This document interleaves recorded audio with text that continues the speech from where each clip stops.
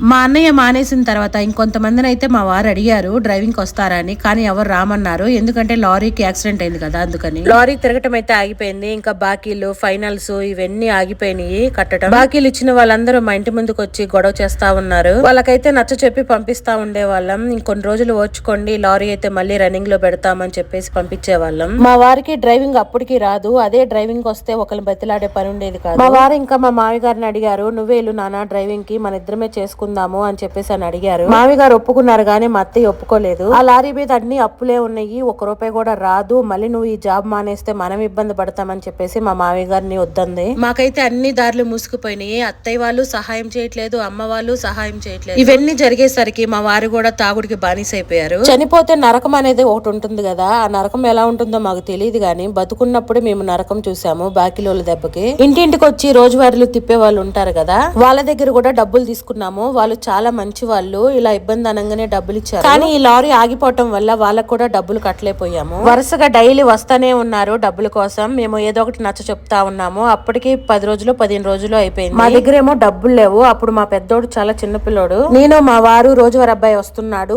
అమ్మా నాన్న లేరు, బయటికి వెళ్ళారని చెప్పు అని మా పెద్దోడికి చెప్పాము. వాడికి అలా చెప్పిన తర్వాత మా వారేమో మంచం కింద దాంకున్నారు, నేనేమో తలుపు చాటును దాంకున్నాను. రోజు వచ్చినట్టే ఆ రోజువారి అబ్బాయి వచ్చాడు. ఆ అబ్బాయికి మా పెద్దోడు చెప్పాడు, మా అమ్మ మా నాన్న లేరు, బయటికి వెళ్ళారని. సరే అని అబ్బాయి వెళ్లి మళ్ళీ వెనక్కి వచ్చాడు. ఆ అబ్బాయి మళ్ళీ రావటం మా పెద్దోడు చూసుకోకుండా మమ్మల్ని